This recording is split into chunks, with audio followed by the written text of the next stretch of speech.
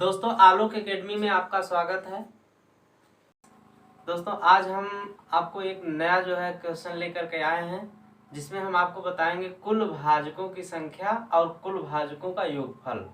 तो कुल भाजकों की संख्या और कुल भाजकों का योगफल हम कैसे निकालते हैं, चलिए हम देखते हैं। तो यहाँ पे देखिए जैसे हम यहाँ पे प्रश्न का नाम है कुल भाजकों की संख्या। देखिए जैसे हमने कोई अंक ले लिए, जैसे 9 ले लिए, 9 एक संख्या है। अब 9 के कुल भाजकों की संख्या क्या होगी? 9 के कुल भाजकों की संख्या अर्थात 9 कुल कितनी संख्याओं से विभाजित होगा। देखिए 9 कुल कितनी संख्याओं से विभाजित होगा। जैसे 9 पहले 1 से विभाजित होगा, 1 से अर्थात 1 से तो सभी संख्याएं विभाजित होती हैं, तो 9 1 से भी विभाजित होगा। इसके अलावा 3 से विभाजित होगा और 9 से भी विभाजित होगा, अर्थात 9 कुल कितनी संख्याओं से विभाजित होगा? आंसर इसका होगा 9 कुल 3 संख्याओं से विभाजित होगा। इसी तरह से हम एक क्वेश्चन और ले लेते हैं, जैसे 16 ले लेते हैं। 16 कुल कितनी संख्याओं से विभाजित होगा? तो यहाँ पे हम देखते हैं कि पहली बात तो ये 1 से विभाजित होगा, फिर देखिए ये 2 से भी विभाजित होगा और 4 से विभाजित होगा, फिर 8 से भी विभाजित होगा, फिर इसके बाद 16 से विभाजित होगा। और इसको हम गिनेंगे 1 2 3 4 5। 16 कुल कितनी संख्याओं से विभाजित होगा? 5 संख्याओं से विभाजित होगा। तो ये छोटे छोटे संख्याएं थे, जैसे 9 था, 16 था, तो ये इसको हम आसानी से निकाल लिए। लेकिन अगर कभी कभी बड़ी संख्या आ जाती है, जैसे आपका आ गया 125 आ गया, 256 आ गया, तो इन सब का जैसे मान लीजिए 3600 आ गया। अब पूछेगा 3600 कितनी संख्याओं से विभाजित होगा, 256 कितनी संख्याओं से विभाजित होगा, 125 कितनी संख्याओं से विभाजित होगा। तो ये बड़े क्वेश्चन है, तो इसको निकालना थोड़ा सा कठिन होगा। तो हम इस थोड़ा सा बड़े क्वेश्चन को सॉल्व करने के लिए ट्रिक का प्रयोग करेंगे। तो यहाँ देखिए जैसे यहाँ पे हम 9 ले लिए और 9 को हम क्या करेंगे, पहले इसका हम अभाज्य गुणनखंड करेंगे। जैसे यहाँ देखिए 9 को हम लिखेंगे 3 गुणे 3, अर्थात हम लिखेंगे 3 के घात 2। तो यहाँ पे कुल भाजकों की संख्या का फार्मूला होगा आपका कुल भाजकों की संख्या। कुल भाजकों की संख्या बराबर होता है n+1। ये n क्या है? n है घात, जो यहाँ पे घात 2 है, ये n का मान होगा +1, अर्थात 9 के कुल भाजकों की संख्या 2 + 1 अर्थात क्या होगी? 3। इसी तरह से हम अगर 16 को देख लें, 16 का हम अगर अभाज्य गुणनखंड करते हैं तो 2 गुणे 2 गुणे 2 गुणे 2, देखिए ये 16 हो जाएगा, अर्थात 2 के घाते 4 होगा। अब ये वाला फार्मूला लगाएंगे n+1, मतलब घात में 1 जोड़ दें तो यहाँ इसका घात क्या होगा? 4, और +1 जोड़ देंगे तो क्या आएगा? 5 आएगा। तो इसके 16 के कुल भाजकों की संख्या क्या हो गई? 5 हो गई। और 9 के कुल भाजकों की संख्या 3। यहाँ पे भी देखिए 9 के कुल भाजकों की संख्या 3 आया था, 16 के कुल भाजकों की संख्या क्या आया था? 5 आया था। तो इस प्रकार हम इस फार्मूले से ज्ञात कर सकते हैं। चलिए हम कुछ बड़े क्वेश्चन ले लेते हैं। जैसे हम ले लेते हैं 256 के कुल भाजकों की संख्या क्या होगा? तो 256 के कुल भाजकों की संख्या देखिए, पहले इसका हम अभाज्य गुणनखंड करते हैं। देखिए अभाज्य गुणनखंड कैसे किया जाता है, हम पहले 256 ले लेंगे, 256। अब इसका गुणनखंड करते हैं, 2 से कटेगा, 2 दूना 4 हो जाएगा, 2 8 16, फिर 2 से काटेंगे, 2 छंग 12, 2 चौके 8, फिर 2 से काटेंगे, 2 तिहाई 6, 2 दूना 4, फिर 2 से काटेंगे 16 आएगा, फिर 2 से काटेंगे 8 आएगा, फिर 2 से काटेंगे 4, फिर 2 से काटेंगे 2। इस तरह से ये 2 कितनी बार आया है? देखिए 8 बार आया है। तो इसको हम लिखेंगे 2 के घात 8। 2 के घात 8 मतलब कितना हो जाएगा? 256। तो 256 के कुल भाजकों की संख्या क्या आएगा? घात +1, घात +1 अर्थात n+1, अर्थात n का मान क्या होगा? यहाँ पे 8 होगा +1, अर्थात क्या हो गया? 9। तो 256 के कुल भाजकों की संख्या क्या होगी? 9 होगा। तो इस तरह से हम बड़े क्वेश्चन को कर सकते हैं। चलिए हम इससे बड़ा और क्वेश्चन ले लेते हैं। देखिए यहाँ पे हम एक क्वेश्चन ले लेते हैं, 625 के कुल भाजकों की संख्या क्या होगी। 625 के कुल भाजकों की संख्या क्या होगी। तो पहले हम इसका अभाज्य गुणनखंड करेंगे। चलिए ये 625 ले लेते हैं और देखते हैं कि इसके कुल भाजकों की संख्या क्या है। तो दोस्तों अगर हमारा जो है ये वीडियो आपको अच्छा लग रहा है तो आप प्लीज़ जो है इस चैनल को सब्सक्राइब करें और जितना भी हो सके जो है इस वीडियो को शेयर करें, ताकि हर व्यक्ति के पास ये वीडियो पहुंच जाए और जो भी टेट और सीटेट के छात्र हैं उनको जो है इसका लाभ प्राप्त हो सके। तो चलिए हम 625 के कुल भाजकों की संख्या देखते हैं। तो हमने बताया पहले इसका क्या करते हैं, अभाज्य गुणनखंड कर लेते हैं। अर्थात देखिए गुणनखंड इसका क्या होगा, ये 5 गुणे 5 गुणे 5 गुणे 5, अर्थात ये हो जाएगा 5 के घात 4 हो जाएगा। 5 के घात 4 हो जाएगा। और कुल भाजकों की संख्या के लिए फार्मूला हमने बताया है, कुल भाजकों की संख्या बराबर होता है n+1, अर्थात n क्या है, घात है, यहाँ घात क्या है 4+1, अर्थात क्या हो जाएगा 5। इसका आंसर क्या आएगा 5, अर्थात 625 कुल कितनी संख्याओं से कटेगा, 5 संख्याओं से कटेगा। चलिए एक क्वेश्चन हम ले लेते हैं 300। अब 300 के कुल भाजकों की संख्या हमें ज्ञात करना है। तो पहले हम 300 का अभाज्य गुणनखंड करते हैं। देखिए क्या होगा, 300 को पहले हम छोटी से छोटी संख्या 2 से काटते हैं। देखिए जब जो 2 से हम काटेंगे तो यहाँ क्या आएगा 150 आएगा। फिर ये देखिए 2 से कट जाएगा, फिर 2 से काटते हैं, कितना आ जाएगा 75 आ जाएगा।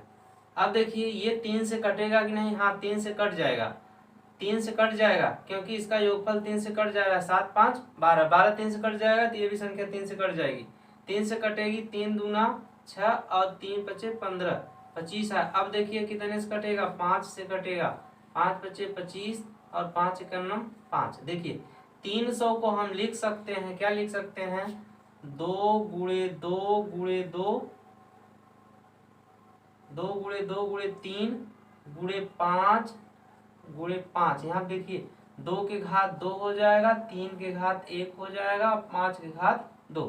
देखिए यहाँ पे क्या होता है, हमने बताया था कुल भाजकों की संख्या क्या होती है n+1 होती है, लेकिन यहाँ पे केवल 5 था, केवल 5 था इसके गुणनखंड में, लेकिन इसमें क्या है 5 भी है, 3 भी है, 2 है, सबको हम गुणा पर लिख लेंगे और सब में यही फार्मूला लगाएंगे n+1। इसमें n+1 फार्मूला लगेगा तो 2 + 1 हो जाएगा, 2 + 1, गुणे का चिन्ह है लगा दो। फिर यहाँ पे 3 के घात 1 है, अर्थात ये है n+1, 1 + 1, यहाँ n की जगह 1 है +1, गुणे यहाँ 5 के घात 2 है तो ये लिखो 2 + 1। देखिए क्या हो जाएगा, 2 1 3 हो जाएगा और 1 1 2 हो जाएगा, ये 2 1 3 हो जाएगा, अर्थात 3 दूना 6 3 18 हो जाएगा। तो 300 के कुल भाजकों की संख्या क्या आएगी 18, यही हमारा उत्तर होगा।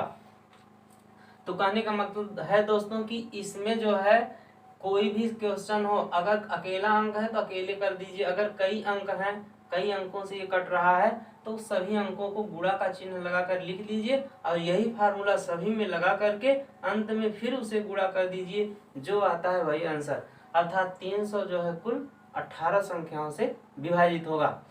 चलिए दोस्तों एक और बड़ा क्वेश्चन लेते हैं, देखते हैं कि वह जो है कुल कितनी संख्याओं से विभाजित होगा। और प्लीज़ जो है अगर जो लोग अभी जो है वीडियो देख रहे हैं अगर सब्सक्राइब नहीं किए हैं प्लीज़ वीडियो को सब्सक्राइब कर लें और शेयर जरूर करें ताकि जो है ये वीडियो हमारा सबके पास पहुंच जाए। चलिए दोस्तों हम एक बड़ा क्वेश्चन देखिए, ये है 34,300 है, ये बड़ा क्वेश्चन दिख रहा है और इसमें पूछ दिया है कि कुल भाजकों की संख्या, अर्थात ये कितनी संख्याओं से विभाजित होगा। अब इसको गिनना थोड़ा सा कठिन होगा और इसको गिनने के लिए हमारे पास समय भी नहीं रहेगा, तो इसको हम ट्रिक से देखिए कैसे हल करेंगे। तो पहले हम इसका अभाज्य गुणनखंड करते हैं। तो पहले अभाज्य गुणनखंड करिए, अर्थात जो है 3 4 3 00, अर्थात 34,300 का अभाज्य गुणनखंड आप लोग करिए, मतलब इसको अभाज्य संख्याओं से विभाजित। अभाज्य गुणनखंड मतलब क्या, अभाज्य संख्याओं से इसको विभाजित करना। अभाज्य संख्या जैसे देखिए ये पहले जो है आप इसको 7 से काटिए, 7 से भी कटेगा, 2 से भी कटेगा। चलिए हम पहले 2 से काट लेते हैं, 2 से कटेगा, 2 दूना 4 दूना 8, फिर उसके बाद 2 बार 2 आएगा, उसके बाद ये 5 से कटेगा, 5 भी 2 बार आएगा, फिर उसके बाद 7 गुणे 7 गुणे 7। आप लोग इसका अभाज्य गुणनखंड कर लीजिएगा और देखिए यही आएगा, 2 के घात 2 आएगा, 5 के घात 2 आएगा और ये 7 के घात 3 आएगा। जब आप लोग इसका अभाज्य गुणनखंड करेंगे तो यही आएगा। अब इसमें जो है कुल भाजकों की संख्या वाला फार्मूला लगाएंगे n+1। देखिए n+1 कैसे लगाएंगे, यहाँ पे घात 2 है तो लिख दीजिए 2 + 1, गुणे लगा दीजिए, यहाँ घात 2 है लिख दीजिए 2 + 1, फिर गुणे लगाइए, यहाँ पे 7 के घात 3 है, 3 + 1 मतलब घात में 1 जोड़ते जाइए, बीच में गुणा का चिन्ह लगाते जाइए, ये 2 1 3 हो जाएगा, 2 1 3 हो जाएगा और ये क्या हो जाएगा 4, 3 त्रिका 9 चौके 36, तो 34,300 के कुल भाजकों की संख्या क्या होगी 36, अर्थात जो ये 34,300 है वो कुल 36 संख्याओं से विभाजित होगा। इस तरह से कोई भी क्वेश्चन आएगा तो आप आसानी से कर सकते हैं। तो ये था कुल भाजकों की संख्या। अब हमें उम्मीद है कि आप जो है इस तरह के चाहे जो क्वेश्चन आएगा बहुत ही आसानी से कर सकते हैं, और प्रयास करिए अपने से कुछ अंकों को लेकर के देखिए, जो है छोटे छोटे अंकों को पहले करिए, उसके बाद फिर बड़े अंकों को करिए, और जितना हो सके अभ्यास करेंगे तो आपको जो है ये जो है तरीका आपको बहुत अच्छी तरह से आ जाएगा। तो अब जो है हम कुल भाजकों की संख्या पर आधारित एक क्वेश्चन है, जैसे कुल भाजकों का योगफल क्या होता है। तो कुल भाजकों के योगफल पे हम कुछ क्वेश्चन लेकर के आपको बताते हैं कि उसका योगफल कैसे निकालते हैं।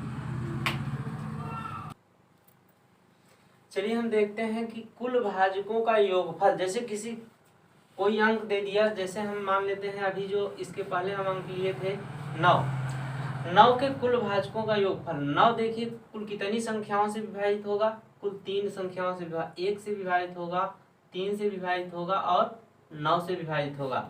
तो कुल भाजकों का योगफल का मतलब 9 जितनी संख्याओं से विभाजित होता है उसका योगफल क्या होगा। देखिए उसका योगफल कैसे निकालेंगे, 1 + 3 + 9 लिखेंगे और जोड़ देंगे, 3 1 4 और 9 4 13 हो जाएगा। तो 9 के कुल भाजकों का योगफल क्या हुआ 13 हो गया। लेकिन ये छोटा अंक था, इसको हम आसानी से निकाल सकते हैं और उसको जल्दी से जोड़ सकते हैं। लेकिन कभी कभी बड़े अंक आ जाते हैं, जैसे आपका आ गया 3500 आ गया, आपका आ गया जो है 216 के कुल भाजकों की संख्या ज्ञात कीजिए, तब जो है निकालना थोड़ा सा कठिन होगा और आपको जोड़ने में बहुत समय लगेगा। तो हम ट्रिक पर देखिए कैसे, हमारा एक फार्मूला है कि a के घात n+1 -1 बटे a-1, ये फार्मूला है योगफल का। देखिए इस फार्मूले का प्रयोग कैसे करते हैं, जैसे यहाँ पे दे दिया है 9 के कुल भाजकों का योगफल ज्ञात कीजिए, तो 9 का पहले हम गुणनखंड कर लेते हैं।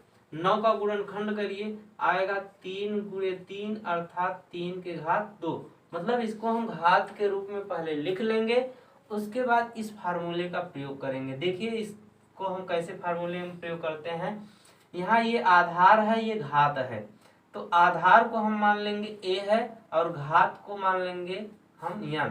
तो यहाँ पे आधार की जगह a है और a की जगह यहाँ पे 3 है, 3 लिख लीजिए, और घात n है, यहाँ पे रखिए 2 + 1, तो ये आधार हुआ ये घात हुआ, आधार हुआ घात हुआ, घात में 1 जोड़ दीजिए और यहाँ पे 1 घटा दीजिए, बटे ये आधार यहाँ पे 3 है, 3 में से 1 घटा दीजिए। देखिए ये 3 के घात 3 हो जाएगा और -1 हो जाएगा, और 3 में से 1 निकालेंगे 2 हो जाएगा। 3 के घात 3 का मतलब क्या हुआ, 3 त्रिका 9 त्रिक 27 -1 बटा 2, 27 में से 1 निकालेंगे बचेगा क्या 13, 27 में से निकालेंगे क्या हो जाएगा 26 हो जाएगा, और 2 से भाग दे देंगे क्या आएगा 13। तो 9 के कुल भाजकों का योगफल कितना है 13, यहाँ भी क्या आया था 13।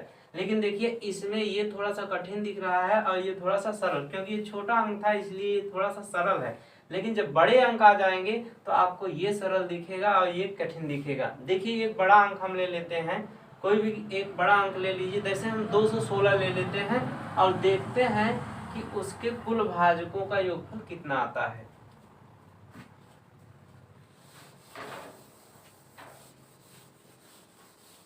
हम एक क्वेश्चन ले लेते हैं 125 के कुल भाजकों का योगफल, 125 के कुल भाजकों का योगफल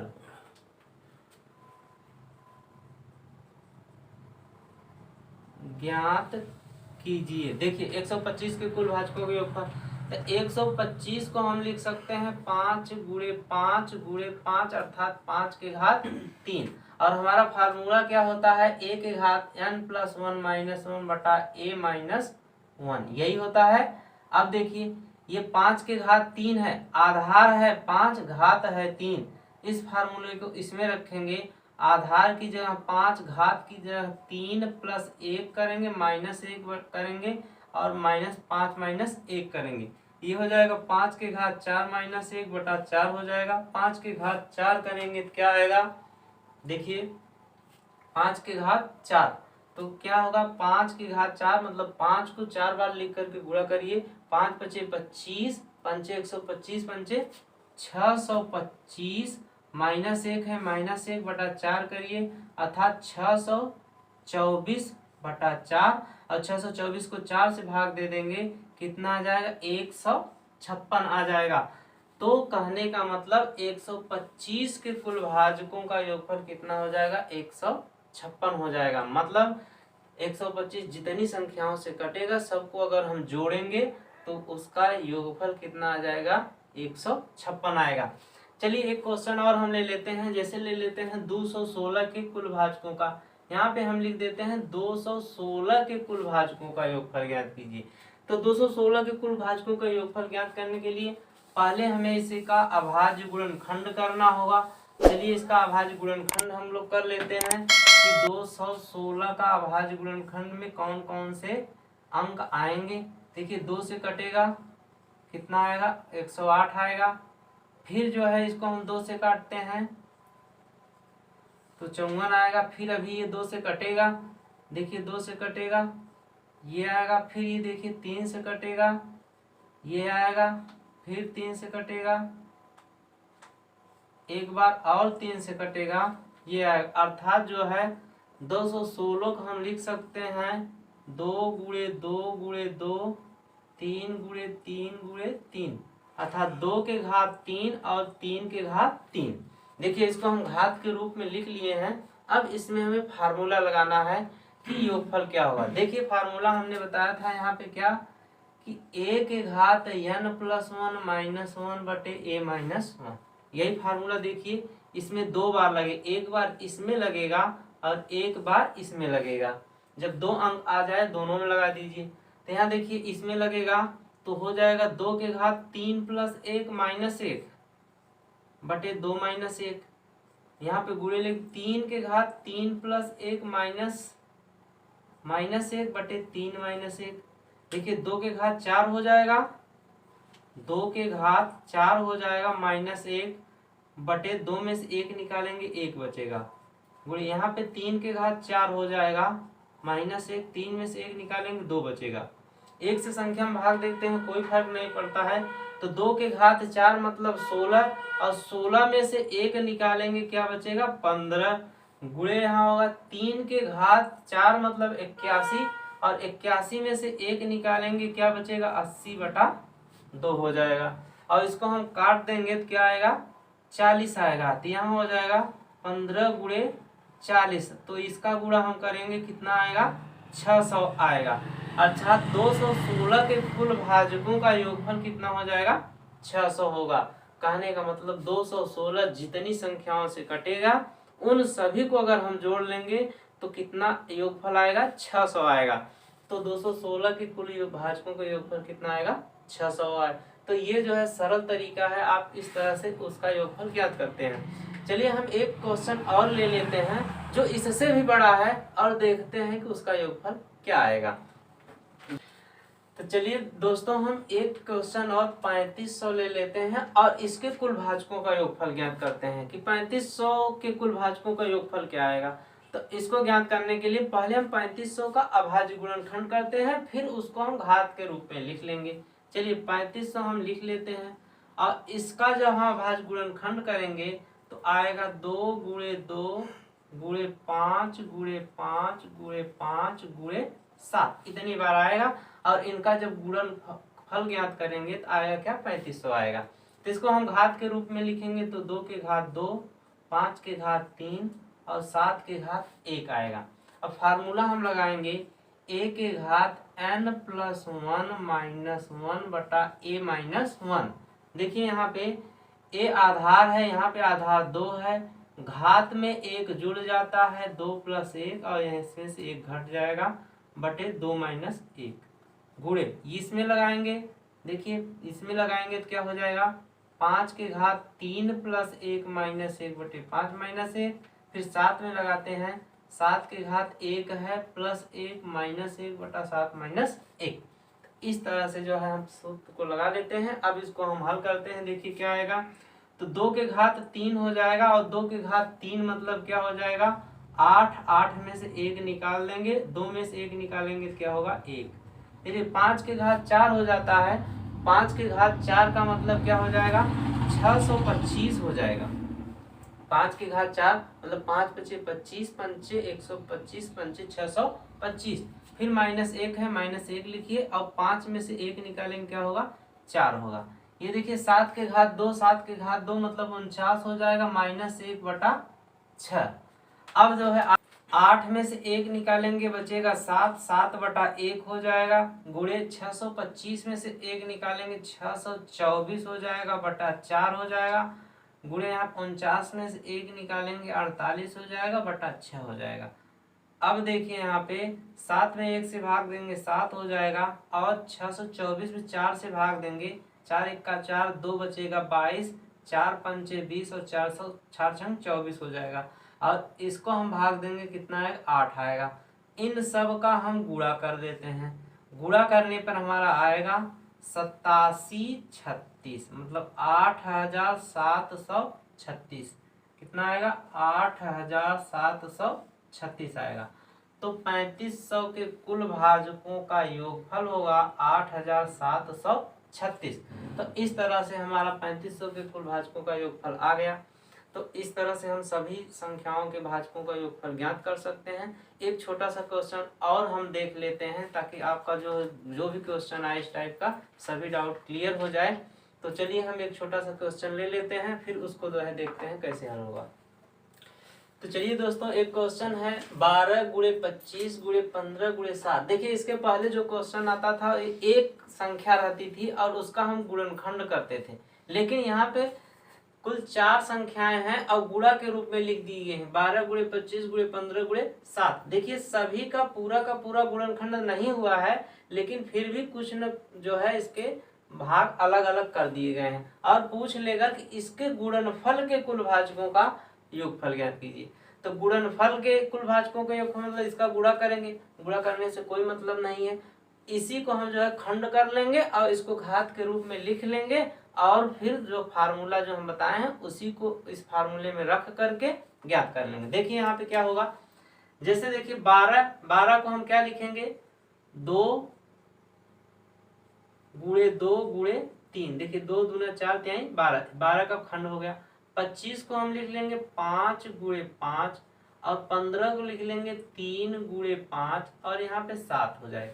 देखिए ये जो है इसमें 2 को हम लिख सकते हैं 2 के घात 2।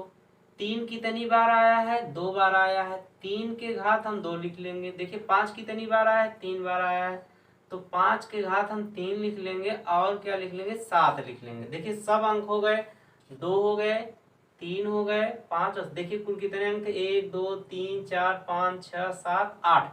देखते हैं कोई अंक छूटा तो नहीं। देखिए 2 2 4 3 7 और 1 7 है यहाँ पे 8, कुल 8 अंक हो गए। तो इसका मतलब हमारा ये सही है। अब देखिए इसमें फार्मूला लगाएंगे, कौन सा फार्मूला a के घात n प्लस 1 माइनस 1 अपान में a माइनस 1। सब में देखिए कितनी बार लगाएंगे 1 2 3 4, 4 संख्याएं हैं यहाँ पे घात के रूप में, तो हम इस फार्मूले को 4 बार लगा के सबका गुणा कर देंगे। देखिए पहले में लगाएंगे तो 2 के घात 2 प्लस 1 माइनस 1 बटा 2 माइनस 1 होगा। इसमें इस फार्मूले को लगाएंगे तो क्या हो जाएगा 3 के घात 2 प्लस 1 माइनस 1 बटा 3 माइनस 1 गुणे इसको लगाएंगे 5 के घात 3 प्लस 1 माइनस 1 बटा 5 माइनस 1। इसमें 7 के घात क्या है, 1 है, कुछ नहीं है, क्या है, 1 है। 7 के घात 1 + 1 - 1/7 - 1 होगा। अब इसको हल करते हैं।